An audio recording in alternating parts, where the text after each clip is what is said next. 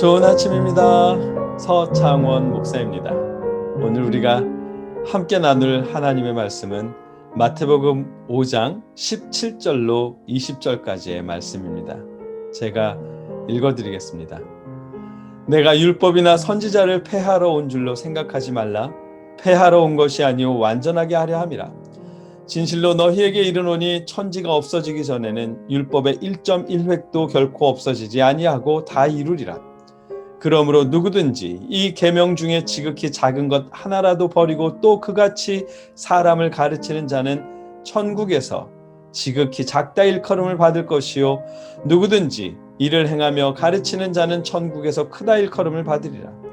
내가 너희에게 이르노니 너희 의가 서기관과 바리새인보다 더 낫지 못하면 결코 천국에 들어가지 못하리라. 아멘. 오늘 본문은 예수님의 가르침입니다.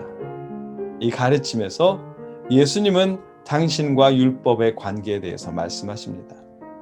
우리의 오해를 바로 잡아주시는 말씀입니다. 폐하러 온 것이 아니요 완전하게 하려 함이라. 아멘. 예수님은 율법을 폐지하는 것이 아니라 완전케 하시겠다고 합니다. 간혹 이런 오해를 하는 경우가 있습니다. 예수님이 율법을 완전케 하셨기에 예수님을 믿고 구원받은 우리들은 성경에서 말씀하시는 율법조차 그다지 신경 쓰지 않아도 된다고 생각하는 경우가 있습니다. 주일 성수, 봉헌 생활 혹은 금주 등 이런 신앙생활의 기본적인 규칙들조차 외면해도 된다고 생각하는 경우가 있습니다. 사랑하는 연인과 주일을 범하면서 걸으면서 여행을 가거나 혹은 가족들과 함께 주일을 걸으면서 여행을 하는 것도 그다지 망설여지지 않는 일로 생각하는 경우도 있습니다. 이런 생각들 오해입니다. 왜냐하면 예수님 자체로 율법이 완성된 것이지만 그렇다고 율법이 폐지된 것은 아니기 때문입니다. 예수님은 율법의 완성이라는 이 말씀의 또 다른 의미는 그동안 잘못 이해되어 온 율법에 대해서 예수님께서 완전한 방법으로 다시 해석하시고 그 완전해진 율법을 다시 가르치시겠다는 의미이기 때문입니다.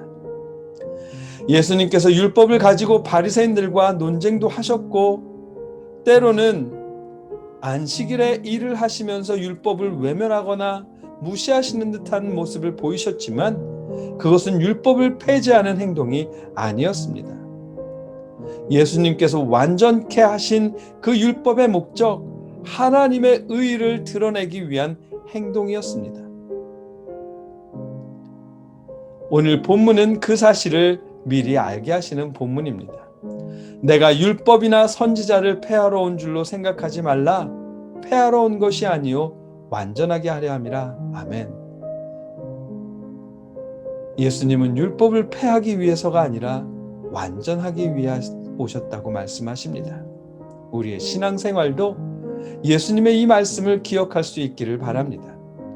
율법을 폐하시기 위한 것이 아니라 완성케 하시겠다는 이 예수님의 말씀을 기억할 수 있으면 좋겠습니다.